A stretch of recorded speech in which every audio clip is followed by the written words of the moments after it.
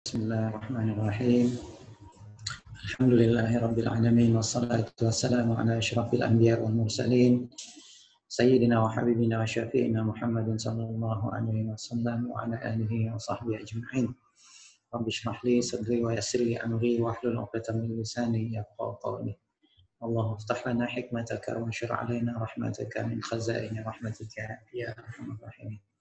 Alhamdulillah, kita bersyukur pada Allah Subhanahu wa taala karena pada sore hari ini kita dapat bertemu kembali di ruang virtual ini untuk kita sama-sama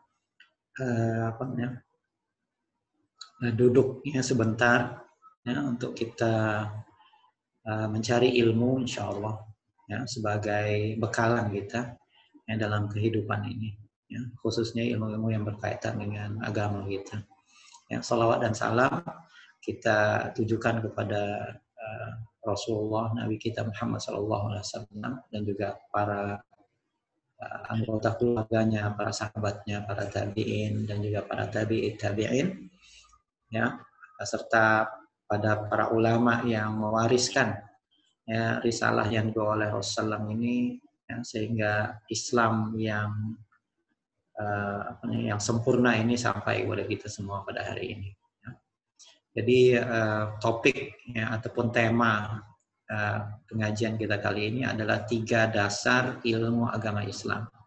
Ya, insya Allah nanti saya akan kemukakan tentang apa saja ya, dasar-dasar ilmu agama Islam itu, kemudian juga apa ilmu-ilmu yang menyokongnya ataupun ilmu alat yang diperlukannya, dan kita melihat sedikit sejarah ilmu-ilmu itu ya, sehinggalah kaitannya dengan zaman kita secara ringkasnya, karena ya, waktu kita sangatlah padatnya, sangatlah ringkas.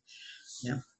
Jadi kita tahu bahwasanya agama kita ini adalah agama ilmu.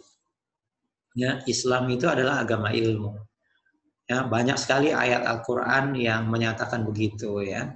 Di antaranya dalam surah Al-Baqarah ayat 120 misalkan menyatakan a'udzubillahi minasyaitonirrajim. Wa la in ittaba'ta ahwa'ahum ba'dalladzi ja'aka minal ilmi malaka minallahi min wali wala nasir. Ya. Seandainya engkau mengikuti hawa nafsu mereka ba'dalladzi ja'aka minal ilmi ya, setelah ya ilmu itu datang kepada engkau wahai Muhammad sallallahu alaihi wasallam. Ya, jadi di sini ada perkataan ba'dalladzi ja'aka minal ilmi.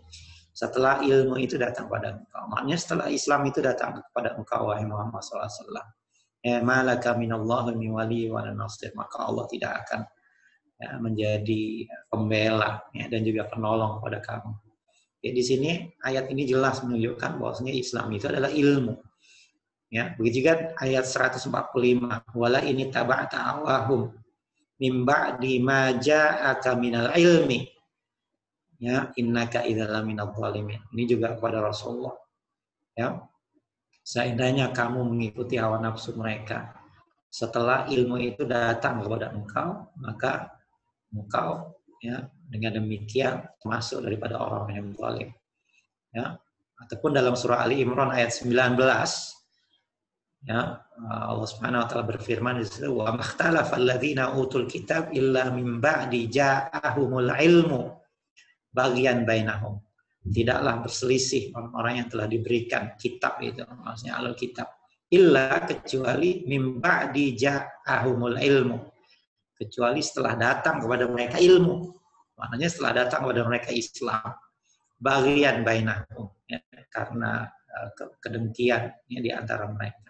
Jadi daripada ayat ini dan juga ayat yang semisalnya ya, banyak sekali dalam Al-Quran yang menunjukkan bahwasanya Islam itu ilmu. Ya, Islam itu adalah agama yang berdasarkan kepada ilmu. Ya. Dan kita tahu juga bahwasanya ilmu itu adalah salah satu sifat dari Allah Subhanahu wa taala. Ya, Allah itu bersifat Al-Alim, ya, Maha mengetahui. Ya, Maha berilmu. Ya, salah satu nama Allah Subhanahu wa taala adalah Al-Alim. Kadang-kadang Allah juga menyebut diri sebagai Alam, Alamul Ghuyub, ya, yang Maha mengetahui juga. Ya. Nah, jadi ilmu ini asalnya dari Allah Subhanahu wa taala. Kemudian ilmu ini juga diajarkan kepada Rasulullah SAW ya melalui malaikat Jibril. Nah, jadi malaikat Jibril ini guru pada Rasulullah SAW ya, dari segi ilmu. Ya, sehingga dalam surah An-Najmi itu, suratul Najmi, ya, wan najmi idza hawa ma dhalla sahibukum wa ma ghawa wa ma yantiqu 'anil hawa in huwa illa wahyu yuha. Kemudian di situ ada 'allamahu syadidul quwa. Ya, 'allamahu syadidul quwa. Maknanya Rasulullah itu diajar oleh syadidul quwa, oleh makhluk yang sangat kuat. Ya, yaitu malaikat Jibril. Syadid itu sangat, al-quwa itu sangat kuat. Ya. Nah, itu malaikat Jibril. Jadi Rasulullah itu diajar oleh malaikat Jibril. Ilmunya itu dari malaikat Jibril. Dan Rasulullah senantiasa memohon ditambahkan ilmu. Nah, ini juga dalam Al-Quran, Rabbi zidni ilma. Ini doa Rasulullah, bayangkan. Rabbi zidni ilma. Wahai Tuhanku, tambahkanlah kepadaku ilmu. Jadi Rasulullah selalu meminta ilmu. Nah, apabila Rasulullah wafat, ya, maka siapa yang mewariskan ilmu Rasulullah ini? Ya, maka kata Rasulullah, al-ulama warathatul anbiya. Para ulama itu adalah pewaris Nabi. Jadi sebenarnya setiap generasi Nabi itu apabila wafat itu akan diwariskan ilmunya kepada para ulama. Nah, begitu juga Rasulullah pun apabila wafat, ya, maka ilmu Rasulullah itu diwariskan kepada para ulama. Tinggal lagi ulama-ulama dulu itu dia karena agamanya itu belum sempurna, ya, nanti lama-lama menyimpang. Tapi alhamdulillah agama kita ini dipelihara oleh Allah Subhanahu wa taala dan justru melalui para ulama ini. Ya, jadi demikian. Nah, apabila Rasulullah wafat, ya, kita tahu bahwasannya Rasulullah itu meninggalkan ulama. Rasulullah itu meninggalkan guru lah, ya. Kalau kita ingin gunakan bahasa pendidikan itu, ya, Rasulullah itu meninggalkan guru dan Rasulullah tidak meninggalkan buku. Nah, ini satu poin yang sangat penting. Rasulullah itu tidak meninggalkan buku. Artinya apa? Rasulullah itu tidak membukukan Al-Quran. Ya, jadi Rasulullah sendiri di zamannya itu tidak membukukan Al-Quran. Ya, Al-Quran itu belum dibukukan di zaman Rasulullah, walaupun Al-Quran itu sudah dicatat. Ya, tetapi tidak digabungkan menjadi satu di dalam satu media. Ya, of course Al-Quran itu dan juga kandungannya dihafal dan difahami oleh sahabat. Ya, ada itu di dalam diri para sahabat. Nah, para sahabat ini yang nanti jadi para ulama itu. Karena apa? Karena mereka memahami Al-Quran dan mereka menghafal Al-Quran, mereka memahami Al-Quran, mereka tahu tentang ilmu Al-Quran. Tetapi Al-Quran itu belum dibukukan. Bayangkan, ya, kalaulah buku itu adalah satu yang penting, niscaya Rasulullah sudah memerintahkan supaya Al-Quran itu dibukukan. Ya, tetapi kenyataannya tidak demikian. Ya, kenyataannya tidak demikian. Ya, jadi ketika Rasulullah wafat itu status Al-Quran itu masih menjadi majmu'un matluwun. Al-Quranu majmu'un matluwun. Artinya Al-Quran itu terkumpul dalam bacaan. Ya, Al-Quran itu terkumpul hanya di dalam hafalan, di dalam bacaan. Dia tidak terkumpul di dalam tulisan. Ya, itu fakta, itu realitas sejarah yang jelas ya dalam Islam. Nah, itu menunjukkan bahwasanya Rasulullah tidak meninggalkan buku. Ya, tetapi meninggalkan generasi sahabat, ya, yang menjadi guru pertama kepada umat Islam selepas Rasulullah wafat. Ya, yang menjadi ulama-ulama ya setelah Rasulullah wafat. Nah, baru dari mereka itu baru muncul mushaf Al-Quran. Barulah Al-Quran itu majmu'un maktubun. Barulah Al-Quran itu ya, terkumpul dalam tulisan. Nah, ini nanti idenya kan dari Sayyidina Umar nih. Ketika terjadi perang Yamamah itu banyak para sahabat yang hufaz, yang qurra itu banyak yang syahid, ya, banyak yang gugur ya, di medan pertempuran. Ya, dan Sayyidina Umar itu khawatir nanti Al-Quran ini tercecer gitu. Akhirnya dia mengusulkan kepada khalifah supaya Al-Qurannya dibukukan. Pada mulanya Khalifah Abu Bakar tidak setuju. Karena apa? Karena hal ini tidak dilakukan oleh Rasulullah SAW. Ya. Bagaimana mungkin, kata Abu Bakar, aku melakukan sesuatu yang tidak dilakukan oleh Rasulullah. Tapi akhirnya Sayyidina Umar terus ya memberikan masukan, diskusi, akhirnya terbuka pikiran dan hati Sayyidina Abu Bakar itu, dan dia setuju. Memang bagusnya ide ini untuk mengumpulkan Al-Quran. Ya. Kemudian bagaimana caranya? Akhirnya Sayyidina Umar setuju ya, dan mendekati sahabat lain yaitu Zaid ibn Harithah yang biasa menjadi penulis wahyu ketika Rasulullah masih hidup. So akhirnya Abu Bakar dan Umar bertemu dengan Zaid bin Sabit, maaf bukan Zaid bin Harithah, Zaid bin Sabit. Ya. Mengungkapkan ide ini, dan Zaid bin Sabit juga pada mulanya menolak ide ini, nggak setuju. Bahkan beliau mengatakan seandainya kamu memerintahkan aku memindahkan bukit ini ke tempat lain, bagi aku itu lebih mudah daripada melakukan sesuatu yang tidak dilakukan oleh Rasulullah.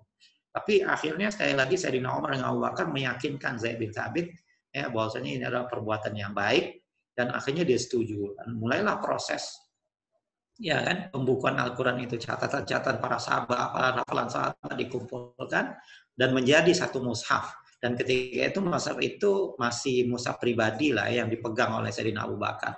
Nah nanti ya di zaman Sayyidina Utsman baru mushaf Abu Bakar itu disalin, ya dikopi dengan banyak kopi, dan akhirnya Sayyidina Utsman memerintahkan mushaf-mushaf ataupun catatan pribadi Quran itu tidak boleh dipakai lagi, karena catatan pribadi itu banyak yang nggak lengkap, ya kan? Serba tidak lengkap lah, itu tidak boleh digunakan, maka kita menggunakan mushaf induk, mushaf imam namanya. Nah oleh sebab itu maka sampai sekarang mushaf itu disebut sebagai mushaf Utsmani, karena itu zaman Sayyidina Utsman. Jadi begitu ceritanya ya, secara ringkasnya bahwasanya Rasulullah itu meninggalkan guru ya, bukan meninggalkan buku ya. Nah, jadi ilmu itu ada pada guru ya, bukan pada buku ya. Jadi begitu.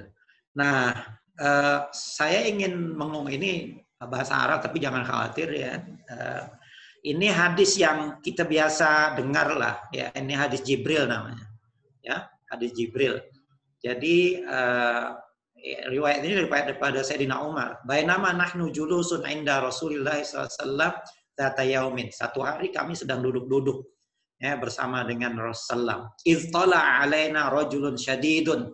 Ya, bayadus thiyab. Tiba-tiba muncul di antara kami itu seorang lelaki ya yang berpakaian sangat putih. Ya, tiba-tiba ada lelaki muncul berpakaian sangat putih. Syadidus sawadus sya'r, dan sangat hitam legam rambutnya itu. Fresh seperti orang baru mandi gitu kan, rambutnya hitam legam, pakaiannya sangat putih, la yara alaihi atharus safar. Ya. Tidak terlihat pada orang ini tanda-tanda safar. Wala ya'rifuhu minna ahadun. Tetapi kami juga nggak kenal dengan orang ini. Nah, orang ini aneh sekali. Kalau orang safar itu, kalau orang bepergian, travel di padang pasir, sudah tentu pakaiannya tidak seputih itu ya. Sudah tentu akan dipenuhi dengan debu-debu pasir ya. Begitu juga rambutnya tidak akan terlihat hitam legam. Ya, mesti pasir-pasir juga banyak di situ. Tapi tidak terlihat tanda-tanda bahwasanya orang ini dari safar.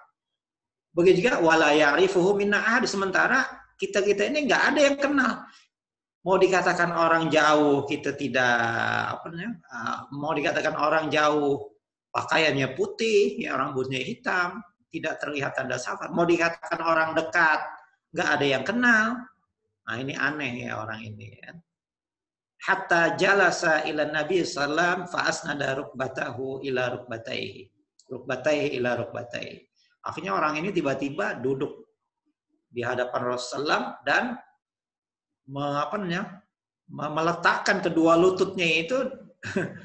Bayangkan ketika Rasulullah sila, katakanlah Rasul bersila, tiba-tiba orang itu sila juga ya di hadapan Rasulullah. Kedua lututnya itu ketemu gitu. Wah, ini aneh sekali orang ini ya. Wa wada'a kaffaihi ala fakhidhaihi. Kemudian orang ini meletakkan tangannya ke paha Rasulullah. Ya. Wa qala, tiba-tiba orang ini bertanya, "Ya Muhammad, akhbirni 'anil Islam."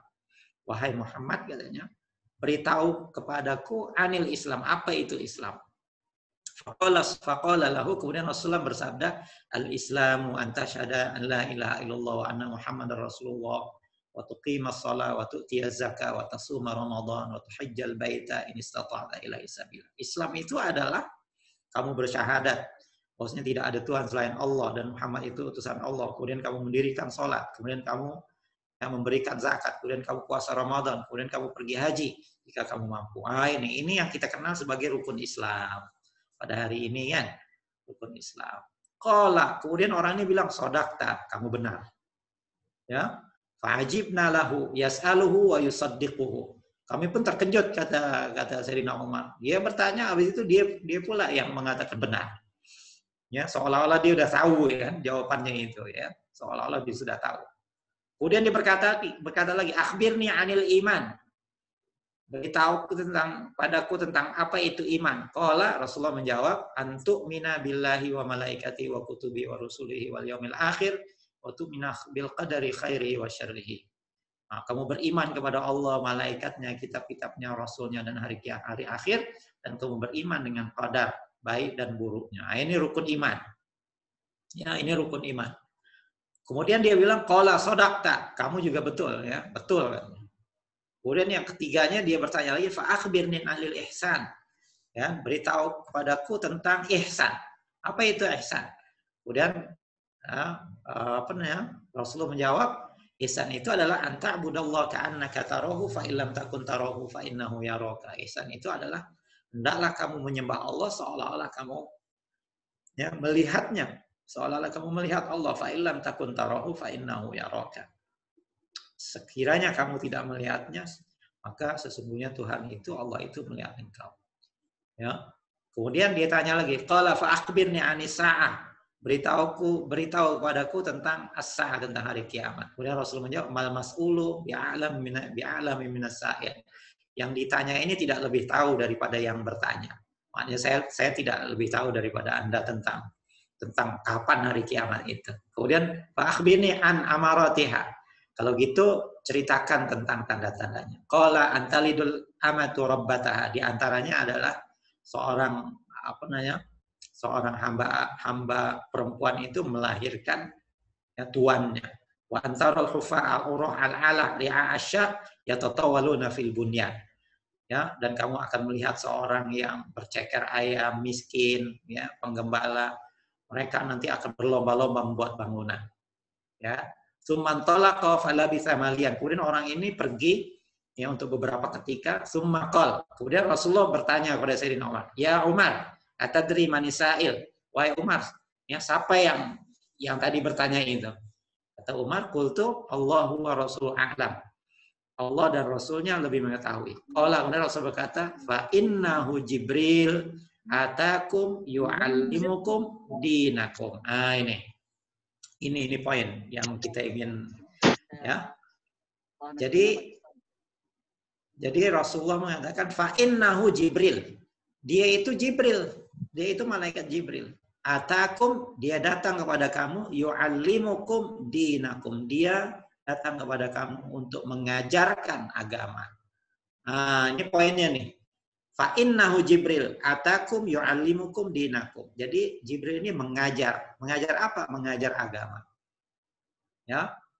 Mengajar agama. Jadi apa yang diajarkan tentu ilmu. Karena kita tahu Rasulullah memang gurunya itu malaikat Jibril kan tadi kita syadidul quwa. Ya. Jadi di sini ada 3 nih. Ada 3 bidang ilmu, ya.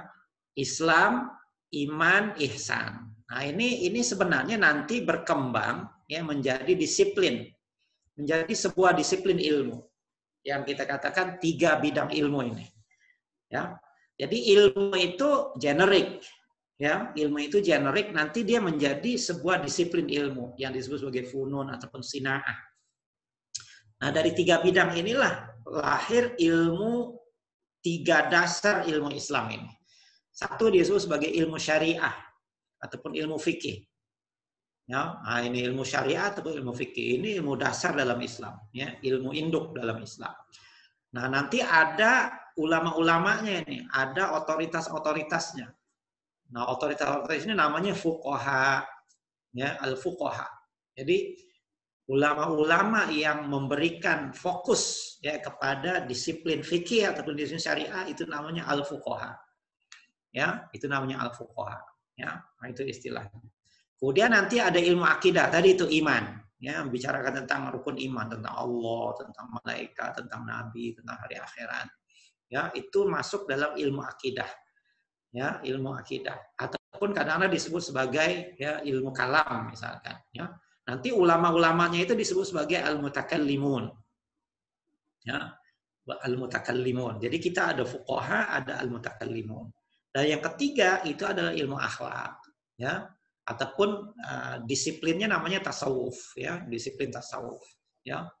Nah, ini nanti ada orang-orangnya juga, ada para ulama-ulamanya. Ini ulamanya disebut sebagai para sufi, ya, sufiyun, ya, ataupun mutasawwifah. Nah, inilah sebenarnya tiga dasar ilmu Islam ini, syariah, akidah, dan juga akhlak, ataupun disiplinnya ya bernama fikih, ya, ataupun kalam, ataupun ilmu tauhid, dan juga ilmu tasawuf, ilmu akhlak. Ya. Nah, dari segi kesejarahan, ya, dari segi kesejarahan yang muncul itu ilmu syariah dulu. Ya, nah, ini kita ingin lihat dari ketiga ini disiplin syariah itu muncul lebih dahulu. Ya, nah, ini juga sesuai dengan pertanyaan malaikat Jibril juga. Dia tanya tentang Islam, kemudian ditanya tentang iman, kemudian baru ditanya tentang ihsan. Rupanya dari segi kesejarahan juga ilmu-ilmu itu munculnya itu dari ilmu syariah dulu, ya, dari fikih. Ya, misalkan kita punya misalkan 4 imam dalam bidang fikih. Ya, ada Imam Abu Hanifah yang wafat tahun 150 Hijriah. Kemudian Imam Malik ibn Anas yang wafat tahun 179 Hijriah. Kemudian ada Imam Syafi'i, yang wafat tahun 204 Hijriah. Kemudian ada Imam Ahmad yang wafat tahun 241 Hijriah. Nah, ini yang kita sebut sebagai empat imam, ya, khususnya di dalam Sunni lah, ya, dalam mazhab Sunni. Ya. Jadi begitu. Nah, jadi kepakaran ataupun otoritas 4 imam ini, ya, ini memang pada bidang fikih, ya, pada bidang syariah, ya. Tapi walaupun begitu, walaupun mereka itu fokusnya kepada ilmu fikih, ya, tapi mereka juga sebenarnya keempat imam kita ini menguasai banyak bidang ilmu, menguasai banyak bidang ilmu alat yang lain. Ya, jadi mereka bukan berarti tidak tahu ilmu yang lain, bukan mereka tidak tahu tentang ilmu akidah misalkan, bukan mereka tidak tahu tentang ilmu akhlak, tidak. Ya, cuman specialization dia, khusus dia, ya, itu lebih kepada ilmu syariah, ya, lebih kepada ilmu syariah, ya, lebih pada ilmu fikih. Oke. Nah, sebelum keempat imam ini muncul, sebenarnya sudah ada imam-imam lain, ya, di dalam bidang qiraah misalkan, ya, di dalam bidang ilmu Al-Qur'an, ya. Ada qiraah misalnya, ini imam-imam qiraah sab'ah, imam qiraah 7. Ada Abu Amr yang wafat tahun 154 Hijriah, Ibnu Katsir. Nah, ini bukan Ibnu Katsir mufassir, ya. Kalau Ibnu Katsir mufassir itu nanti di abad ke-8, ya, di abad ke-7, abad ke-8, ya, ke-8, ya, Ibnu Katsir itu. Ini Ibnu Katsir imam qiraah, ada Imam Nafi, Imam Ibnu Amir, ada Asim. Nah, bacaan Quran kita ini banyak mengambil dari Imam Asim.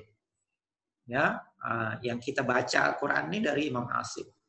Ya, ada Imam Hamzah, ada Imam Kisai dan sebagainya. Ya. Nah, jadi keempat imam kita ini mereka walaupun mereka itu takhusus dalam bidang fikih, tetapi dari segi kepribadian keempat imam kita ini dahsyat. Ya, ini disebut oleh Imam Ghazali, ya, di dalam Ihya-nya beliau mengatakan wa kullu wahidin minhum. Ya. Maknanya tiap-tiap masing-masing imam ini, Imam Abu Hanifah, ya, Imam Malik, Imam Syafi'i, Imam Ahmad itu wa kullu wahidin minhum kana abidan. Ya. Tiap-tiap mereka itu yang pertama abidan. Mereka adalah ahli ibadah. Ya, mereka ahli ibadah. Nah, ini kepribadian mereka. Kemudian wazahidan. Mereka juga zuhud, maknanya ahli tasawuf, ya kan? Mereka juga orang-orang yang zuhud, orang yang tidak tidak mencintai dunia, ya. Tapi bukan berarti mereka miskin, tidak. Imam Abu Hanifah itu kaya, Imam Imam Malik itu sangat kaya, ya. Tetapi kekayaannya itu tidak memperdaya kehidupannya. Ya, dia zahid. Zahid itu artinya indifferent lah dengan kekayaan, gitu. Ya, tidak begitu, ya. Jadi orang yang zuhud itu bukan orang miskin sebenarnya. Orang miskin itu dia terpaksa dia harus begitu. Orang yang zuhud yang sebenarnya itu justru dia bisa ya, punya kesempatan untuk hidup mewah, tetapi dia memilih untuk hidup sederhana. Ya, nah itu zahid, ya, atau zuhud. Itu yang kedua. Kemudian aliman bi'ulumil akhirah. Kemudian sifat yang ketiga dari para imam kita ini adalah aliman bi'ulumil akhirah. Sangat alim tentang ilmu akhirat. Sangat tahu tentang ilmu akhirat. Ya, bahwasanya ilmu akhirat itulah yang penting. Walaupun mereka fuqaha yang mengurusi urusan dunia ini, ya, yang ilmunya itu berkaitan dengan muamalah duniawiyah, tetapi mereka adalah orang-orang yang sangat alim tentang ilmu akhirat. Kemudian wafaqihan fi masalihil khalqi fid dunya. Kemudian mereka juga sangat faqih. Nah, ini baru. Mereka sangat faqih, ya, sangat paham tentang maslahat kehidupan makhluk di dunia ini. Nah, ini yang menonjolnya pada mereka. Kemudian yang terakhir, wa muridan bi fiqhihi wajhallahi ta'ala. Dan ya mereka itu tujuan dari ilmu fikihnya itu semata-mata karena ingin mendapatkan keridhaan Allah Subhanahu wa taala. Nah, ini 5 karakteristik, ya, ataupun 5 sifat daripada imam-imam kita. Walaupun mereka itu fokus ilmunya itu pada fikih, tetapi sebenarnya mereka secara kepribadian ini adalah seperti yang digambarkan oleh Imam Ghazali ya, di dalam Ihya Ulumuddin. Ya. Nah, jadi untuk menjadi seorang faqih ini perlu kepada ilmu-ilmu sokongan ataupun ilmu alat. Ya. Jadi untuk menjadi seorang imam, ya, itu perlu pada ilmu alat. Perlu pada ilmu Quran, perlu pada ilmu hadis, perlu pada ilmu bahasa Arab, perlu pada ilmu mantik, ilmu logika, perlu pada ilmu sejarah, perlu pada ilmu usul fiqh, perlu pada ilmu maqasid, dan juga perlu pada ilmu-ilmu kontemporer yang ada di zaman mereka. Ya. Nah, jadi keempat imam kita ini tahu semua ini.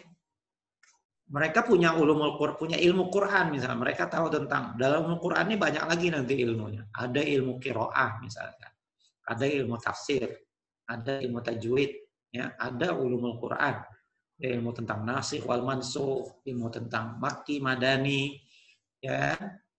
Ini diantara ilmu Al-Quran. Jadi para fuqaha kita tahu tentang ulumul Quran. Begitu juga mereka tahu tentang ilmu hadis. Ya, dan ilmu hadis ini juga banyak cabang-cabang ilmu. Ada ilmu riwayah, ada ilmu diroyah, ada ilmu mustalah, ada ilmu rijal namanya, ya, ilmu tentang biografi, ada ilmu jarh wa ta'dil, ya. Kemudian ada syarah, ya, kepada hadis, ya. So jadi para fuqaha kita tahu tentang ilmu hadis ini, walaupun mereka bukan pakar ya dalam ilmu hadis. Ya, kalau yang pakar-pakarnya itu Imam Bukhari, Imam Muslim, ya, dan sebagainya. Kemudian ilmu sokongan yang lain yang dikuasai juga oleh para fuqaha kita adalah, ya, ilmu bahasa Arab. Of course, karena apa? Karena Quran itu bahasa Arab, ya kan? Karena hadis itu bahasa Arab. Ya, dan bahasa Arab ini nanti ada fasohahnya, ada balaghahnya, ada prosanya, ada sastranya, ada ilmu nahwu dan sorofnya, ada grammarnya, kemudian ada balaghah, ada sastranya. Ya, nah ini. Kemudian ilmu mantik. Ya, ilmu mantik ini ilmu tentang logika. Ya, karena apa? Karena di dalam membuat hukum itu kadang-kadang harus menggunakan logika-logika, ya. Terutamanya kalau ingin menggunakan qiyas misalkan. Ya. Analogi, ya, itu memerlukan ilmu mantik. Kemudian ilmu sejarah. Ya, bagaimana sejarah itu. Mereka juga tahu tentang sejarah, ya.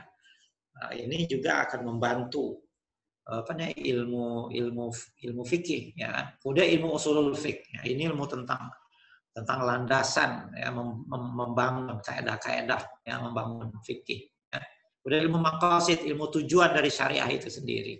Ya, maqasidus syariah. Ya, apa itu maslahah, itu mafsadah. Dan sudah tentu mereka juga tahu ilmu kontemporer. Jadi Imam Syafi'i, Imam yang lain tuh tahu juga ilmu yang berkembang di zaman mereka ketika itu. Ya. Baik itu ilmu pengetahuan alamnya yang berkembang ataupun ilmu pengetahuan sosialnya. Ya. Nah, jadi para fuqaha kita yang 4 imam kita ini spesialisasinya dalam ilmu syariah, tetapi mereka juga menguasai ilmu-ilmu ini. Ya, nah, jadi kita harus memahami seperti itu. Ya. Nah, itu yang pertama. Jadi yang pertama ilmu itu adalah ilmu syariah. Oke. Kemudian yang kedua menjadi dasar kepada ilmu agama Islam itu adalah ilmu tauhid. Ya, ilmu tauhid, ya, ataupun ilmu akidah kita bilang, ya, ilmu akidah, ya. Karena tadi itu, ya, yang pertama ilmu syariah, kemudian ilmu akidah. Nah, fungsi daripada ilmu tauhid dan ilmu akidahnya untuk apa? Jadi ilmu ini adalah untuk mempertahankan akidah dari faham-faham yang meragukan dan merusak iman seseorang. Nah, ini fungsi dari ilmu akidah. Ya, karena memang di luar sana banyak faham-faham yang mengelirukan, faham-faham yang salah. Ya, faham yang salah tentang Allah Subhanahu wa taala, faham yang salah tentang takdir, faham yang salah tentang agama, ya. Jadi ini ilmu akidah. Sampai sekarang ilmu akidah masih perlu lagi karena sekarang faham-faham yang yang meragukan dan merusak iman seseorang itu masih tetap ada. Faham ateisme misalkan, faham yang mengatakan Tuhan tidak ada, faham sekularisme misalkan, ya. Faham yang menganggap bahwasanya alam semesta ini semuanya hanyalah meter semata-mata, hanyalah materi semata-mata, tidak ada makna rohani ya di alam ini. Ini faham sekuler. Ya. Nah, jadi sekarang ini faham yang modern lah. Dulu juga ada faham Jabariyah, ada faham Qadariyah, ada faham Jahmiyah, ya, dan sebagainya. Ya. Nah, dalam ilmu akidah ini nanti ilmu-ilmu tentang iman tadi yang ditanya oleh malaikat Jibril tadi, ya. Akhbirni anil iman. Maka Rasulullah menjawab, iman itu kamu beriman dengan Allah, kamu beriman dengan malaikat, kamu beriman dengan kitab, kamu beriman dengan Rasul. Nah, ini nanti yang dibahas di dalam ilmu akidah. Misalkan ilmu tentang Tuhan, misalkan Allah, ya, beriman dengan Allah itu apa maknanya? Ya, jadi ilmu tentang Tuhan, ilmu tentang Allah, dan ilmu juga tentang sifat-sifat yang Allah Subhanahu wa taala yang harus kita kenali. Ya, begitu. So, ini adalah ruang lingkup ilmu akidah, ya. Nah, seperti mana juga dalam ilmu fikih, maka dalam ilmu akidah juga ada mazhab. Nah, ini. Fikih tadi kan ada mazhab tuh, ada mazhab Abu Hanifah, ya kan, ada mazhab Imam Malik, ya kan, ada mazhab Imam Syafi'i, ada mazhab Imam Ahmad. Dalam ilmu akidah pun ada mazhab juga. Ya. Jadi ilmu syariah ini ada yang usul, ada yang mazhab. Mazhab ini bukan berarti mereka berbeda. Ya, tinggal lagi bukan berarti lain gitu, tidak, ya. Nah, ini ada furu sebenarnya, ya, perbincangan yang furu. Nah, dalam ilmu akidah juga sebenarnya ada mazhab. Ya, sebenarnya ada mazhab karena akidah ini ada yang usul dan juga ada yang furu. Contohnya misalkan tentang mazhab dalam ilmu akidah. Dalam menerangkan sifat-sifat Tuhan. Ya. Cara kita menerangkan sifat-sifat Tuhan misalkan. Ada mazhab sifat 20 misalkan. Ada mazhab tauhid 3, yaitu tauhid rububiyah, uluhiyah, asma. Ini mazhab, ya. Jadi ada mazhab yang menerangkan Tuhan itu dengan sifat 20 misalkan. Ya, wujud, qidam, baqa, mukhalafatul hawadisi, ya, dan seterusnya. Itu cara mereka menerangkan, ya, tentang Tuhan.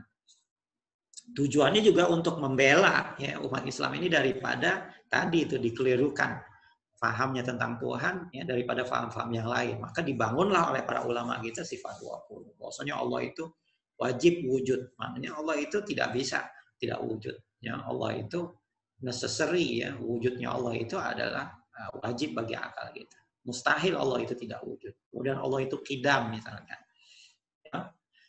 Begitu juga ada mazhab yang menerangkan tauhid itu dengan tauhid 3, apa yang disebut sebagai tauhid rububiyah, uluhiyah, dan asma wa sifat misalkan. Ya, tauhid rububiyah itu Allah itu sebagai Rabb, tauhid uluhiyah itu Allah itu sebagai sebagai yang disembah, ya, ilah. Kemudian tauhid tentang asma wa sifat, tentang nama-nama dan juga sifat-sifat Allah Subhanahu wa taala.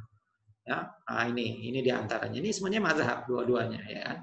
Jadi kita bisa melihat hal ini, ya. Kemudian juga ada mazhab tafwid dan takwil, ada mazhab isbat misalkan, ya, dalam khususnya ini dalam asma wa sifat. Ya, khususnya dalam sifat-sifat Allah Subhanahu wa taala. Ada mazhab yang membolehkan tafwid dan takwil. Tafwidnya artinya apa? Kita serahkan, ya, maknanya itu kepada Allah Subhanahu wa taala. Allah yang Maha mengetahui, misalkan tentang tangan Allah misalkan, ya. Maka ada mazhab mengambil tafwid. Tafwid itu artinya sudah kita nggak mau membahaskan hal itu. Wallahu a'lamu bimuradihi. Allah yang Maha mengetahui tentang apa makna tangan di situ, namanya tafwid.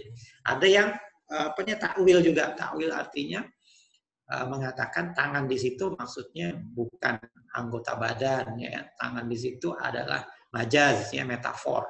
Artinya kekuasaan, ya, dan sebagainya. Ini namanya mazhab takwil. Ada yang ini mazhab, ya. Ada juga mazhab isbat. Isbat itu artinya dia mengatakan Allah itu punya tangan, tapi tangannya tidak sama dengan makhluk misalkan. Nah, begitu juga, itu juga satu mazhab. Ya.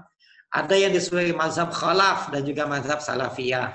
Ya, ini mazhab khalaf ini adalah mazhab setelah abad ketiga. Sementara mazhab salafiyah, walaupun munculnya nanti di abad ke-7, tapi mereka ingin kembali kepada generasi awal sebelum ketiga. Nah, nanti kita ceritakan sedikit tentang mazhab khalaf dan mazhab salafiyah ini. Ya. Nah, ini adalah bagian dari ilmu, ya, bagian dari ilmu tauhid, bagian dari ilmu akidah, ya. Jadi di dalam ilmu akidah juga ini ada yang usul dan juga ada yang furu, ya. Nah, jadi seperti mana kita tidak boleh bertengkar, ya, dalam masalah-masalah furu di bidang syariah, maka kita juga sepatutnya tidak bertengkar, ya, dalam masalah-masalah yang furu, ya, dalam bidang akidah, ya. So seperti itu. Nah, dalam ilmu akidah ini tadi juga ada otoritasnya, ada para ulama-ulamanya, ya. Nah, dari ulama khalaf misalkan, ya, ini banyak. Kalau ulama khalaf ini banyak, ya. Mulai dari Imam Abu Hasan Asy'ari tahun 324, ya. Imam Abu Mansur Al-Maturidi, Abdul Qahir Al-Baghdadi, ya, Imam Al-Ghazali, Imam Al-Juwaini, Imam An-Nasafi, ya kan, Asy-Syahratani, Fakhruddin Razi, Taftazani, As-Sansi, Ahmad Marzuki, Syekh Awi Al-Maliki, dan sebagainya. Ya, kita lihat sepanjang sejarah itu para ulama ini selalu ada, ya, selalu ada. Nah, ini dari ulama-ulama khalaf, ya, ulama khalaf. Nah, dari ulama salafiyah itu bermula dari Ibn Taimiyah, ya, yang wafat tahun 728. Nah, ini, ya. Jadi salafiyah ini adalah sebenarnya dari segi kronologis itu setelah ulama khalaf, ya. Salafiyah itu munculnya setelah ulama khalaf, ya. Jadi salaf itu adalah generasi. Jadi kita harus paham, salaf itu artinya generasi, ya, 3 abad pertama lah gitu bisa. Itu generasi, itu bukan mazhab. Kalau salaf itu bukan mazhab, itu generasi. Nah, setelah salaf baru ada mazhab khalaf. Ya. Nah, setelah mazhab khalaf baru nanti timbul mazhab salafiyah namanya. Ya, nah, mazhabnya namanya salafiyah. Mereka ingin kembali lagi ke salaf. Mereka tidak setuju mazhabnya itu dengan mazhab khalaf. Nah, itu bermula dari Ibn Taimiyah. Kita bayangkan Ibn Taimiyah itu wafat tahun 728. Ya, baru sebenarnya di abad ke-8.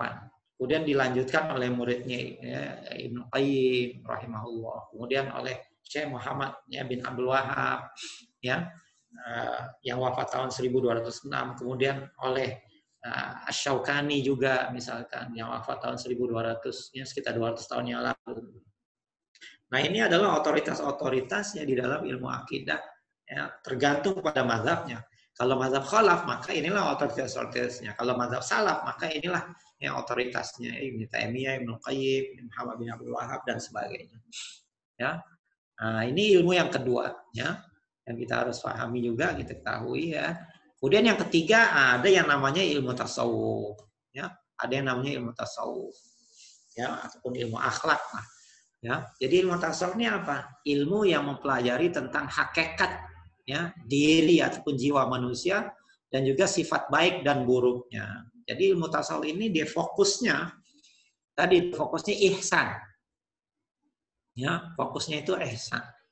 Ya, mempelajari tentang diri manusia. Siapa kita ini? Ya, siapa kita ini? Ya. Nanti kalau apabila kita kenal diri kita, maka kita akan kenal Allah Subhanahu wa taala. Ya, nah itu. Begitu juga sifat baik dan sifat buruk diri kita. Ya, ada dalam diri kita kebaikan dan keburukan. Min syururi anfusina wa min sayyiati amalina, dari keburukan diri kita dan dari juga keburukan amalan kita. Nah, begitu. Ya, ini ilmu tasawuf. Nah, nanti dalam ilmu tasawuf ini juga ada school. Ya, dalam ilmu tasawuf ini juga ada sekolahnya, ada madrasahnya. Ya, ada ilmu tasawuf yang bertorikoh, ada juga yang tidak bertorikoh. Nah, ini. Makanya dalam tasawuf ini ada tasawuf yang bertorikoh, tarekat ya. Ada juga yang tidak bertarekat. Nah, apa itu tarekat ataupun torikoh? Torikoh itu adalah bentuk praktek ibadah dan amal tertentu yang diajarkan oleh guru mursyid secara khusus kepada orang tertentu. Nah, ini. Ya, ini juga nanti ada otoritas-otoritasnya dan semua itu kembali kepada Rasulullah SAW. Ada dia punya dalil-dalilnya, ya kan? Jadi kalau seseorang itu ikut thariqah, dia akan dia akan diajarkan amalan-amalan tertentu, wirid-wirid tertentu, ya kan? Amal-amal tertentu, ya. Kemudian dia akan dibimbing. Dia seperti sekolah lah gitu, dibimbing, ya. Kerohaniannya itu dibimbing oleh guru mursyid. Nah, itu yang tidak bertarekat, ya, itu dia secara umum saja, ya, secara umum. Saya sendiri tidak bertarekat, ya, tetapi kita tidak menolak ilmu tasawuf. Ya. Nah, yang ini terserah, ya, bagi yang ingin bertarekat itu silakan, yang tidak bertarekat juga, ya, tidak ada salahnya. Ya. Cuman yang tarekat itu haruslah tarekat yang mu'tabaroh, namanya tarekat yang mu'tabaroh. Sebab dalam tarekat ini juga ada yang tidak mu'tabaroh. Ya, artinya kalau yang mu'tabaroh itu secara amalan tarekat itu dapat dipertanggungjawabkan secara syariah. Jadi amalan-amalannya itu betul-betul memang mengikuti ilmu syariah. Ya, tidak keluar daripada ilmu syariah.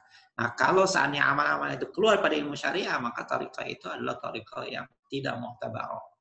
Ya, jadi begitu. Nah, siapa saja ulama-ulama tasawuf ini banyak. Ulama tasawuf juga seperti mana ada ulama fikih, ada ulama tauhid, maka di sana juga ada ulama-ulama tasawuf. Ya, seperti Hakim At-Tirmidzi, Junaid Al-Baghdadi, Abdurrahman As-Sulami, Abu Nuaim Al-Isfahani, Al-Qushairi, Al-Hudwiri, Imam Ghazali, Muhyiddin Ibn Arabi, Jalaluddin Rumi, Ibn Athaillah Sakandari. Misalnya, ini ulama-ulama yang menulis, ya, buku-buku tasawuf dan dirujuk oleh para ulama kita sebagai ulama-ulama tasawuf. Nah, jadi itu 3 dasar, ya, dari hadis Jibril tadi itu akhirnya mengkristal, ya, menjadi sebuah disiplin ilmu, ya, yang kita sebut sebagai ilmu fikih, ya, ilmu tauhid, ya, dan juga ilmu tasawuf. Ya. Nah, saya ingin memberikan satu contoh yang mudah lah bagi kita, khususnya di dalam ilmu fikih. Ya. Jadi setiap ilmu itu ada otoritasnya. Ya, tadi kan setiap ilmu itu ada imam-imamnya. Dalam ilmu fikih ada imam, dalam ilmu tauhid ada imam, dalam ilmu tasawuf juga ada imam-imamnya. Ya. Ada otoritasnya. Nah, bagaimana otoritas itu terbangun? Ya, siapakah ulama yang berotoritas dalam ilmu Islam? Bagaimana akhirnya dia menjadi satu otoritas? Nah, ini ada prosesnya. Bagaimana sebuah otoritas itu terbangun? Yang pertama, ya, seorang yang nantinya berotoritas itu yang pertama dia harus mengenali dan mengakui otoritas orang lain juga. Dia harus kenal dan dia harus mengakui otoritas sebelumnya. Ya, dia nggak bisa tiba-tiba muncul begitu saja, nggak bisa ya. Dia harus berguru dengan otoritas sebelumnya. Dia kenal dan mengakui otoritas sebelumnya. Ya, sama seperti para tabiin itu dia mengakui otoritas sahabat. Sahabat mengenali dan mengakui otoritas Rasulullah. Rasulullah mengenali dan mengakui otoritas malaikat Jibril. Jadi begitu, otoritas itu sambung menyambung. Pertama dia mengenali dan mengakui otoritas tertentu. Ya, ini dikatakan adab. Adab itu mengenal dan mengakui.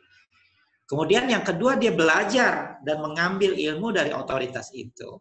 Ya, dia sendiri belajar ya, dari otoritas itu. Kemudian yang ketiga dia fokus pada disiplin dan spesialisasi tertentu.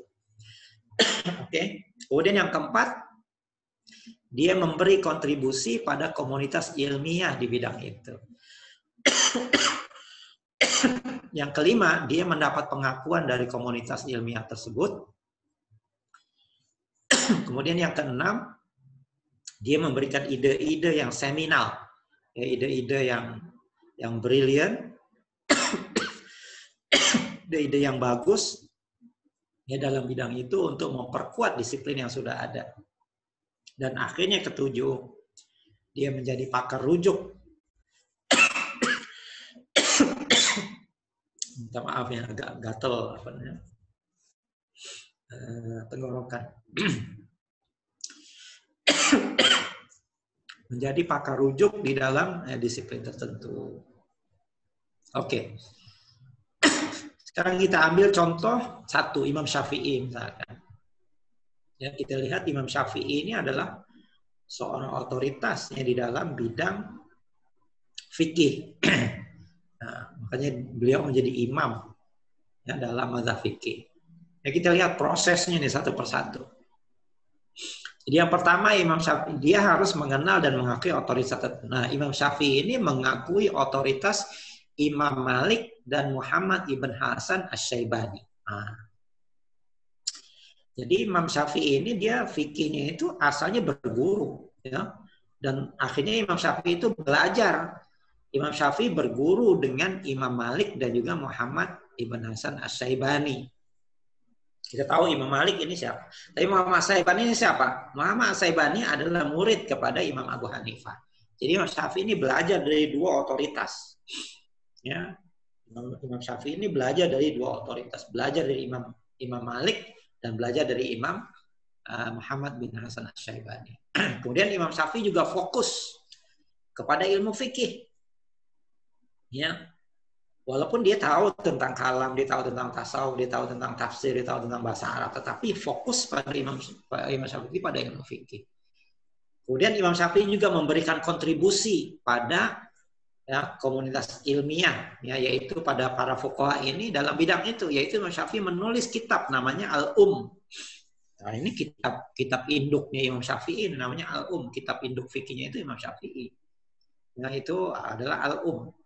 Kemudian akhirnya karena kontribusi Imam Syafi'i yang begitu besar dalam bidang itu, akhirnya Imam Syafi'i mendapat pengakuan dari komunitas Imam Syafi'i pun diikuti fatwa-fatwanya. Ya, pendapat-pendapatnya itu diikuti oleh murid-muridnya dan murid-muridnya ini para ulama juga. Kemudian Imam Syafi'i juga memberikan ide-ide yang seminal dalam bidang itu. Ya, Imam Syafi'i hanya menulis satu buku tentang usul fiqh yang namanya Ar-Risalah. Wah, ini buku hebat ini. Ya, jadi Imam Syafi'i itu punya buku fikih dan punya buku usul fiqh. Jadi sumbangan besar Imam Syafi'i itu dua sebenarnya, pada kitab Al-Um dan pada kitab Ar-Risalah. Dan akhirnya Imam Syafi'i itu menjadi pakar rujuk dalam disiplin. Akhirnya Imam Syafi'i diangkat jadi imam ya oleh mazhab Asy-Syafi'i. Jadi seperti itu proses bagaimana otoritas itu ya, terbentuk ataupun terbangun ya, di dalam sejarah keilmuan Islam. Dan ini juga terjadi pada ilmu akidah. Ya, ini terjadi, cuman kalau saya ingin jelaskan ilmu akidah jadi panjang nanti. Ini saya sekedar menjelaskan dari segi ilmu syariah. Begitu juga dalam ilmu tasawuf, semua proses ini berjalan. 1, 2 sampai 7 ini semua proses itu berjalan. Yang dilalui oleh para imam-imam kita. Ya. Nah, kita lihat tadi kan Imam Syafi'i itu berguru dengan Imam Malik. Sekarang kita lihat jalur ilmiah Imam Malik ini. Jalur keilmuan Imam Malik. Ya. Nah, Imam Malik ini gurunya Imam Syafi'i ini belajar dengan siapa? Imam Malik ini adalah penyambung ilmu 7 fuqaha Madinah. Jadi Imam Malik ini adalah imam ahlul Madinah. Imam Malik nggak pernah keluar daripada Madinah, ya. Jadi Imam Malik ini dia menampung seluruh fuqaha ada di Madinah ini, ada 7 fuqaha, ada 7 faqih besar yang hidup di Madinah. Ya. Nah, ketujuh ilmu ini ditampung, diambil, diserap ilmunya oleh Imam Malik. Bayangkan. Ya. Nah, kebanyakan 7 fuqaha Madinah ini adalah para tabi'in. Ya, mereka ini adalah para tabi'in. Seperti Sa'id Ibnul Musayyab, ini Sayyidut Tabi'in yang wafat tahun 94 Hijriah. Al-Qasim Ibn Muhammad, ini cucunya Abu Bakar. Jadi Abu Bakar punya anak namanya Muhammad bin Abu Bakar, Muhammad bin Abu Bakar punya anak namanya Al-Qasim. Ya, nah, ini juga fuqaha Madinah. Kemudian Sulaiman ibn Yasar, ya, nah, ini juga fuqaha Madinah. Kemudian Urwah ibn Zubair, nah, ini anaknya Zubair, Zubair bin Awam ini, ya, sahabat Rasulullah, ya, Urwah. Ini adik kepada Abdullah ibn Zubair, ya. Kemudian Kharijah ibn Zaid ibn Thabit, nah ini tadi penulis wahyu nih, anaknya juga. Kharijah namanya, ya, Kharijah ibn Zaid yang wafat tahun ini fuqaha Madinah juga. Kemudian Ubaidillah ibn Abdullah fuqaha Madinah, kemudian Abu Bakar ibn Abdurrahman. Ya, ada juga ulama yang menyebut Salim ibn Abdullah. Nah, inilah 7 fuqaha Madinah yang belajar dari sahabat atau dari Rasulullah. Nah, Imam Malik ini belajar dari tabi'in yang besar ini. Ya, tabi'in yang besar ini belajar dari sahabat. Sahabat belajar dari Rasulullah belajar dari Jibril dari Allah Subhanahu wa taala. Ya, dan ini adalah gurunya Imam Syafi'i. Imam Malik ini adalah guru. Jadi Imam Syafi'i itu punya kaitan ilmiahnya itu secara begitu, ya, punya kaitan otoritas. Jadi ilmu itu harus ada otoritas, ya. Nah, begitu juga jalur ilmiah, ya, jalur ilmu Muhammad ibn Hasan ini guru Imam Syafi'i ini adalah dari Imam Abu Hanifah, karena beliau ini adalah muridnya Imam Abu Hanifah. Nah, Imam Abu Hanifah dapat dari mana ilmunya itu? Sama juga Imam Abu Hanifah ini dapat ilmu itu dari tabi'in juga. Dari Hamad ibn Sulaiman, dari An-Nakhai, dari Ibnu Mas'ud, bahkan ya dari ilmu Ibnu Mas'ud, ya, walaupun Imam Abu Hanifah nggak ketemu sih langsung dengan Ibnu Mas'ud. Ya. Dan Imam Abu Hanifah juga pernah belajar dengan Ja'far As-Shadiq. Ya, akhirnya dia kepada Sayyidina Ali lah.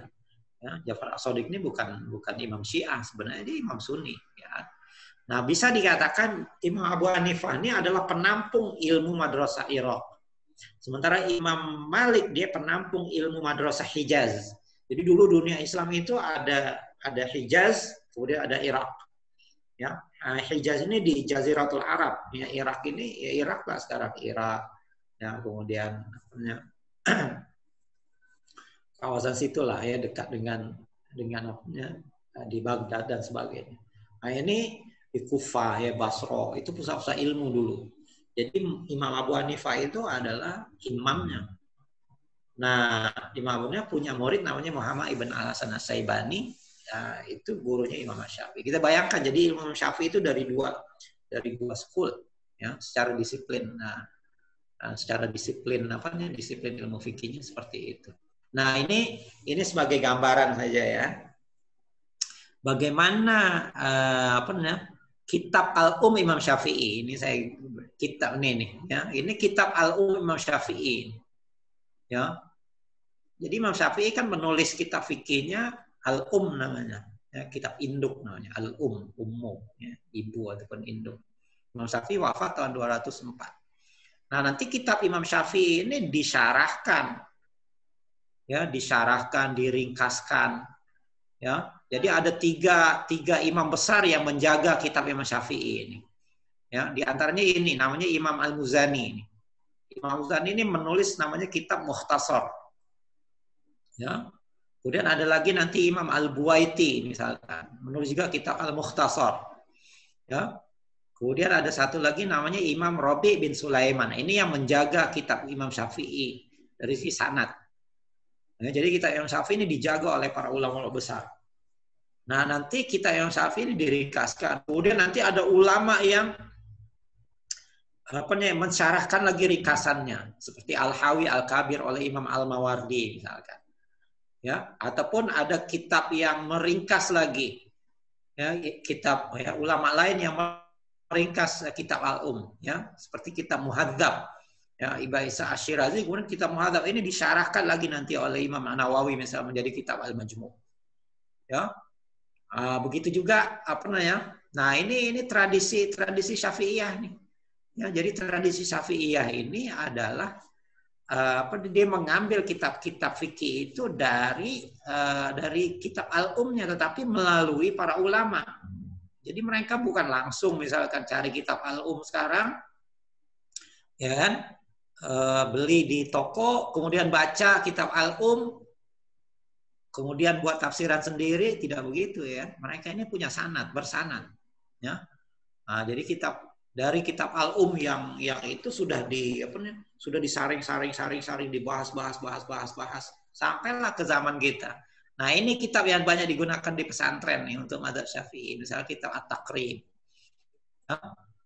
Takrib nanti banyak lagi syarahnya, ada Fathul Qarib, ya. Kemudian ada Kifayatul Akhyar, ya. Jadi sebenarnya mazhab itu adalah tradisi turun temurun buku-buku ini dan juga tradisi keilmuan, ya. Jadi dia nggak langsung misalkan beli buku Al-Um yang dicetak sekarang kemudian dipelajari langsung, nggak begitu ya. Tradisinya itu bukan seperti itu, ya. Itu ada ulama. Jadi kita belajar ilmu itu dari ulama kita, kemudian kepada ulama, kepada gurunya lagi, pada gurunya, akhirnya sampailah kepada Imam Syafi'i. Imam Syafi'i kepada Imam Malik kepada fuqaha Madinah kepada sahabat-sahabat Rasulullah, kepada Rasulullah. Jadi ada jalur keilmiahannya, ada jalur sanadnya. Ya, jadi seperti itu. Nah, ini yang terakhir, slide saya yang terakhir. Ya. Nah, jadi sebagai contoh saja ya, ini fikih misalkan. Jadi sebenarnya mazhab fikih yang berkembang dalam dunia Islam ini ada 8 pada hari ini ya. Pada hari ini yang diamalkan oleh umat Islam ya, di dunia Islam pada hari ini itu ada 8 mazhab. Semua ya. Ada 8 mazhab. Tadi saya memberi contoh Imam Syafi'i saja. Dari disiplin fikih. Nah, saya belum cerita lagi mazhab yang lain dan saya belum cerita lagi tentang disiplin yang lain ya. Sama juga sebenarnya prosesnya seperti itu juga. Disiplin-disiplin lain pun ada kesinambungan sanad ya, ada kesinambungan tradisi. Ya, semuanya ini ada ya, semuanya begitu ya. Jadi bukan Syafi'i saja. Hanafi pun begitu juga, mazhabnya itu bersambung nanti kepada Imam Abu Hanifah. Ya, Maliki begitu juga. So kita ada Hanafi, ada Maliki, ada Syafi'i, ada Hambali. Ini yang Sunni lah, ya. Ini yang kita kata mazhab Sunni yang 4. Kemudian kita ada Ja'fari. Nah, Ja'fari ini mazhabnya di Iran, ya, mazhab Syiah di Iran. Fikihnya namanya fikih Ja'fari. Kemudian kita juga ada fikih Zaidi, ya. Ini di Yaman, ya. Nah, dua-duanya ini Syiah nih, ya. Mazhab akidahnya ini Syiah. Ya, mazhab akidahnya Syiah. So, kemudian ada Ibadi ya. Ibadi ini di Oman nih ya. Nah, ini ada fikih Ibadi itu ada fikihnya sendiri dan mereka juga punya tradisi dan keterkaitan dengan generasi-generasi sebelumnya. Ya, ada kitab-kitabnya yang mereka mereka jaga. Nah, yang terakhir Zahiri. Zahiri ini yang ini masih ada, tetapi dia tidak ada negara nih. Kalau Zahirnya dia nggak ada negara. Kalau ini semua ada negara-negara nih. Hanafi misalkan di Pakistan, ya kan, di Turki. Nah, ini Hanafi. Hanafi ini mazhab yang paling banyak lah, yang paling besar dunia Islam ini mazhab fikihnya Hanafi. Kemudian Syafi'i of course di Nusantara, ya, di Mesir, di Syria. Maliki ini banyak di negara-negara Afrika Utara, ya, Aljazair, Maroko, ya, Tunisia, ya. Hambali ini khususnya di Saudi, ya. Hambali ini di Saudi. Ja'fari di Iran, Zaidi tadi di Yaman, Ibadi di Oman. Zahiri enggak. Nah, nanti teman-teman bisa bisa klik ya ini nih tentang dulu para ulama kita itu pernah berkumpul di Amman ya, di Jordania. Itu dari seluruh dunia Islam berkumpul, mereka mengadakan seperti persefahaman ya, supaya kedelapan mazhab ini tidak saling mengkafirkan ya, supaya kedelapan mazhab ini saling menghormati satu sama lain. Ya, mereka buat perjanjian, kita tidak boleh saling mengecam, ya, kita tidak boleh saling menista, kita tidak boleh saling menafikan. Ya, kita Muslim semua, walaupun mazhab kita berbeda-beda. Nah, ini namanya risalah aman namanya, ataupun aman message. Ya, coba saya klik nih, kalau saya klik bisa nggak keluar, ya, ataupun bisa nggak ditampilkan. Ya, kalau bisa ditampilkan, saya akan tampilkan. Ya. Kayaknya nggak bisa ya. Bentar, sedang respon. Tapi nanti teman-teman mungkin bisa. Saya share nih, ya. Kelihatan nggak? Mungkin ya terlihat. Kelihatan ya. Nah, ini sekedar saya ini kan aja lah. Nah, ini nanti kita bisa klik sendiri, cari aja nanti aman message ya. Nah, ini. So, nah ini ya. So yang 8 ini nanti bisa dilihat ya. Nah, ini keputusannya ya.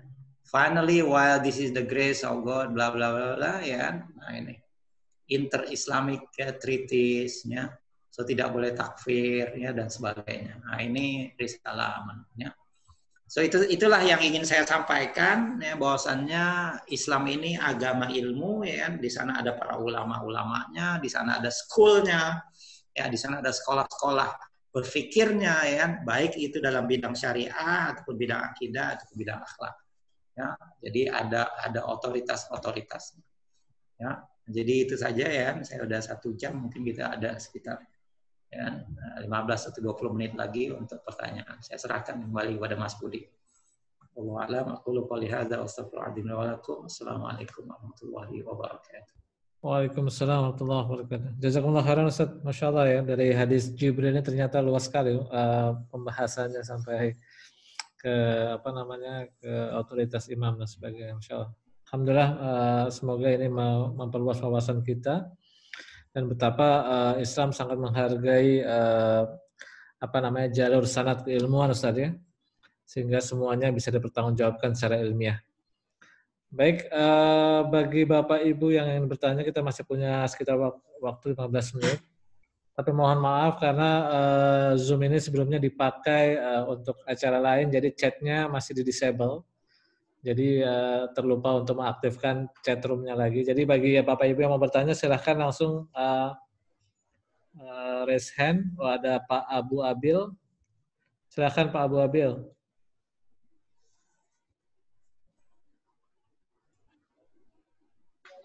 Ya, assalamualaikum Ustaz. Ustaz Ugi. Waalaikumsalam. Ya, dengan dibuka aja ininya apanya? Ramai di rumah, anak-anak lagi main ini Ustaz. Oh gitu, oke baik. Ini udah sampai di Indonesia dari Oman kemarin. Oh begitu, Masya Allah. Iya. Tapi alhamdulillah masih ini bisa berhubungan dengan kawan-kawan di Oman dan inilah bisa masih mengikuti kajian Ustaz Ugi nih. Alhamdulillah. Ya, jadi gini Ustaz, mungkin satu hal yang ingin saya dapatkan penjelasan dari analisa Ustaz tadi. Kan walaupun pada dasarnya seluruh mazhab yang ada, Ustadz sampaikan tadi 8 mazhab ya, bahwa itu kan bersanad ya, menyambung kepada sahabat, pada sahabat Nabi. Tapi kenyataannya kenapa terjadi perbedaan-perbedaan seperti itu ya Ustadz? Apa karena didasarkan atas pemikiran yang berkreasi pribadi tanpa adanya memang kekuatan mengikuti apa yang sudah diajarkan dari awalnya, karena mungkin adanya seperti ide baru seperti itu Ustaz. Mungkin bisa dijelaskan Ustaz? Iya, memang seperti itu. Agama ini kan ada yang fundamentalnya, ada yang tidak fundamental. Contohnya misalkan semua mazhab mengatakan sholat 5 waktu itu wajib. Nggak ada kan mazhab yang mengatakan sholatnya cuma 3 waktu misalnya. Syiah juga sholatnya sebenarnya 5 waktu sih, ya. Tinggal lagi mereka kan di jama' kan.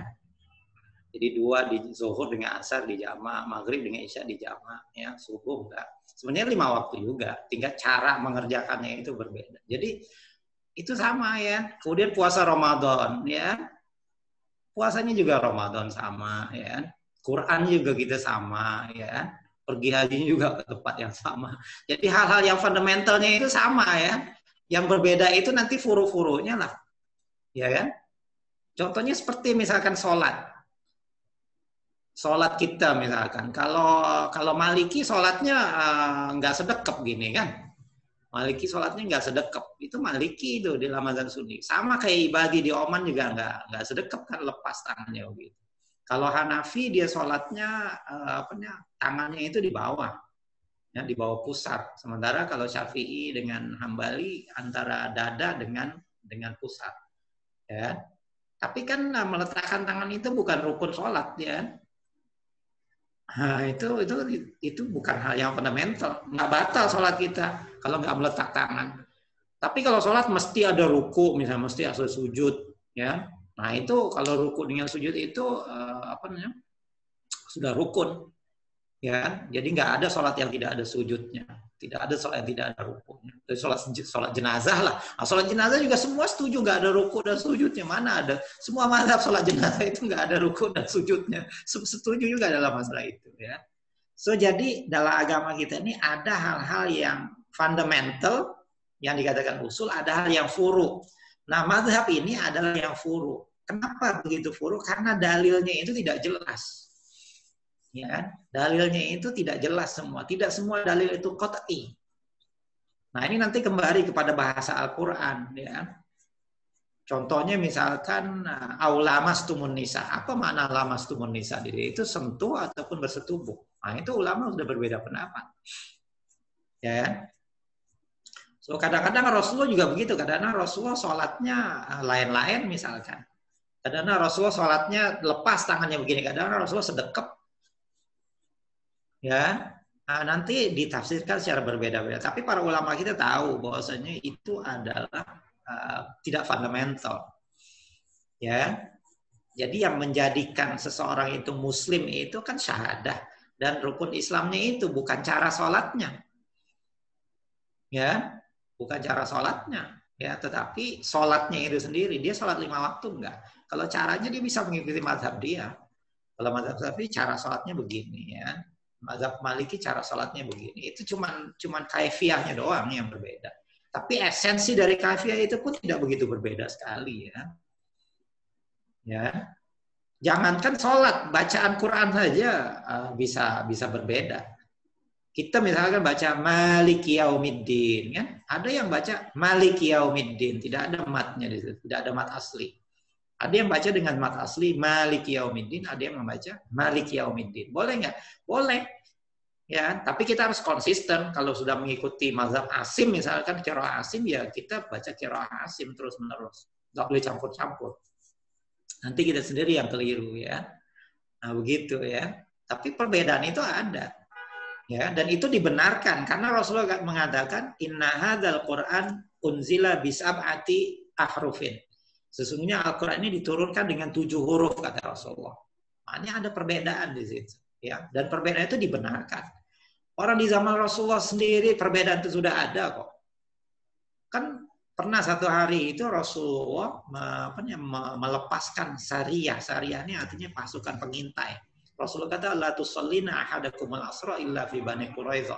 Jangan kamu salat asar kecuali di Bani Quraiza. Ya. Jadi sahabat-sahabat ini dari Madinah ke Bani Quraiza. Bani Quraiza itu jauh. Sahabat pun berjalan sampai di tengah perjalanan waktu asar masuk. Sementara Bani Quraiza masih jauh. Jadi sebagian sahabat bilang, "Oh, kita harus salat asar di sini nih. Bani Quraiza masih jauh." Sebagian sahabat bilang, "Enggak. Kan Rasul tadi pesan supaya kita sholat asar di Bani Quraiza, kita belum sampai lagi." Akhirnya terjadi 2 mazhab di situ. Satu mazhab mengatakan enggak, kita harus sholat di situ. Maksud Rasulullah tadi katanya supaya kita mempercepatkan perjalanan sehingga kita masih sempat Ya, sholat asar itu di Bani Quraidah. Sekarang udah sempat dah, ya kan? Udah tahu. Jadi kita harus sholat di sini. Jadi satu madzhab dia mengambil makosidnya, mengambil maksudnya, satu madzhab mengambil literalnya. Akhirnya sebagian sahabat itu sholat asar di tengah jalan, sebagian sahabat lain sholat asar di Bani Quraidah. Kapan itu? Itu udah gelap, udah masuk waktu isya, baru mereka sholat asar karena mengikuti literal hadis tadi. Ya, dan apabila Rasulullah mendengar tindakan dua grup sahabat ini, Rasulullah diam aja. Maknanya Rasulullah membenarkan. Ya, dan itulah seperti mazhab. Ya, jadi ada mazhab yang lebih pada maqasid, ada mazhab yang lebih pada literal. Jadi itu tidak fundamental, tapi mereka adalah patuh kepada arahan Rasulullah, mereka sholat asar, tinggal lagi caranya lain. Cara mengerjakannya itu lain. So itu secara ringkasnya begitu, Mas Mas Abu. Ya. Baik, jazakallah khair jawabannya, Ustaz. Ya, sama-sama. Ada lagi Bapak Ibu mungkin satu pertanyaan lagi sebelum kita tutup kajian ini. Silakan Resen. Bud, nanya Bud. Silakan Pak Farid. Assalamualaikum Ustaz. Waalaikumsalam. Waalaikumsalam. Apa kabar Mas Farid? Alhamdulillah baik Ustaz. Ya. Tadi tertarik mau lebih lewat penjelasan lebih dalam mengenai tadi Ustadz kan membagi sampai ke 8 cabang itu dari sisi syariah fikih ya, di mana 2 di situ ada 2 yang kita tahu yang di Iran sama di Yaman Syiah ya, dari Zafari sama Zaidi. Nah itu bagaimana, karena saya berlihat lagi dari konsep Islam dari akidah gitu. Simpelnya kalau Syiah, ada yang saya juga belum terlalu tahu banyak tentang Syiah. Tapi ada bilang Syiah yang mengatakan bahwa Quran yang sekarang itu bukan Quran yang benar. Dia punya Quran sendiri. Nah itu kan akan sekali lagi kalau kita balikkan ke rukun Islam, rukun iman, terus ada ihsan. Yang pertama kita harus percaya pada kitab-kitab Allah. Nah itu gimana itu dengan Syiah dengan dia punya keyakinan akidah yang berbeda seperti itu? Itu aja Ustaz. Ya. Kalau sudah mengatakan Quran itu yang sekarang tidak asli lagi, itu memang udah keluar dari Islam. Ya, itu memang begitulah. Tapi Ja'fari ataupun Zaidi itu kan tidak begitu. Itu hanyalah sebagian pendapat, bukan yang mainstreamnya ya. Dalam Syiah ini juga ada yang mainstream, Syiah ada juga yang bukan mainstream. Ya, sama juga di dalam Sunni juga kita ada yang mainstream, yang Ahlussunnah wal Jamaah, ada yang tidak mainstream. Seperti Mu'tazilah itu sebenarnya masuknya Sunni, ya, secara dia bukan Syiah ya, ataupun Khawarij itu masuknya dalam Sunni, tapi kita tidak itu. Jadi kalau kita melihatnya itu secara mainstreamnya. Kalau yang mainstream Syiah itu enggak, di Qur'annya itu sama dengan kita Qur'annya. Itu memang segelintir ada di kalangan Syiah yang berfahaman begitu. Tapi itu kita tidak jadikan itu sebagai representatif ya. Jadi representatif Syiah di Iran misalnya ataupun Syiah di Yaman ya. Itu semua Qur'annya sama dengan kita. Ya. Nggak ada satu huruf pun yang berbeda, nggak ada ya. Kalau kita lihat Qur'annya dicetak di Iran, nah itu sama, ya. Jadi dari segi itunya, siapa yang mengatakan Quran itu sekarang sudah tahrif, itu memang keluar dari Islam, ya kan? Nah itu begitulah. Tapi Syiah di Iran saya rasa tidak begitu ya, dan memang tidak begitu. Ya, wallahu a'lam. Ustaz, jazakallahu khair. Baik, ada Bu Yeni Iksan atau Pak Iksan ini yang raise hand? Oh, Bu Iksan. Pak Yeni Iksan. Pak Yeni Iksan. Boleh satu pertanyaan Ustaz? Afwan terlambat. Ini yang terakhir. Silakan. Baik Ustaz, terima kasih.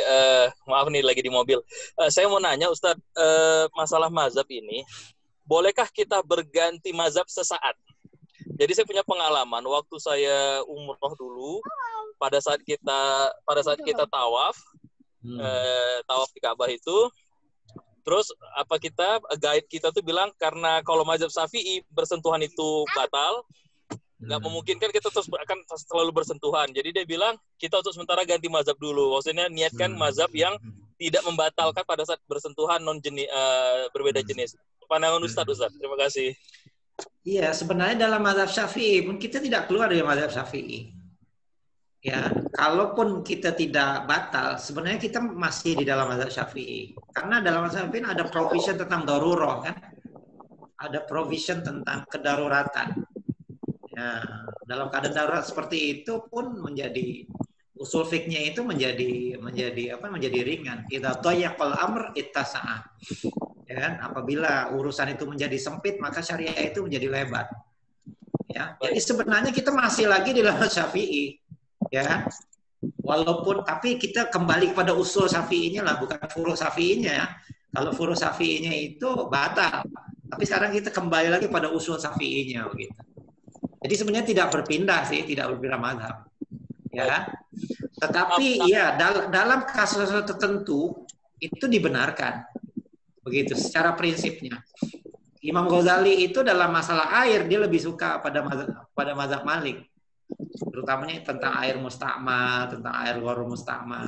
Ya. Dalam isu-isu tertentu ya, nah gitu. Dalam keadaan-keadaan tertentu itu dibolehkan begitu, tidak ada masalah. Ya. Terima kasih Ustaz. Jazakallah khair. Ya. Jazakallah khairan Ustaz. Karena waktu sudah maghrib juga. Betul. Mungkin sebagian besar jamaah juga yang menunaikan sholat maghrib. Kita tutup kajian ini Ustaz dengan doa. Tafadhol Ustaz. Kemudian juga ada saudara kita Bapak Taufik Fernandi sedang sakit saat ini. Mohon doanya juga Ustaz untuk kesembuhan beliau. Ya. Insyaallah marilah sama-sama kita berdoa khususnya kepada teman kita yang sedang sakit. Mudah-mudahan Allah Subhanahu wa taala angkatnya penyakitnya, Allah sembuhkan segera. Ala hadhihi niyyah wa likulli niyatin shalihah. Al-Fatihah. A'udzu billahi minasyaitonir rajim. Bismillahirrahmanirrahim. Alhamdulillahi rabbil alamin. Arrahmanir rahim. Maliki yaumiddin. Iyyaka na'budu wa iyyaka nasta'in. Ihdinas siratal mustaqim. Siratal ladzina an'amta 'alaihim ghairil maghdubi 'alaihim. A'udzu billahi minasyaitonir rajim. Bismillahirrahmanirrahim. Alhamdulillahi rabbil alamin. Hamdan yu'affi ni'amahu wa yukafi mazidah. Ya Rabbana lakal hamdu kama yanbaghi li jalali wajhika wa 'azimi sultanik. Allahumma shalli 'ala sayyidina Muhammad wa 'ala ali sayyidina Muhammad. Allahumma inna nas'aluka salamatan fid din wa 'afiyatan fil jasad wa ziyadatan fil 'ilm wa barakatan fil rizq wa tawbatan qabla al-maut wa rahmatan inda al-maut wa maghfiratan ba'da al-maut.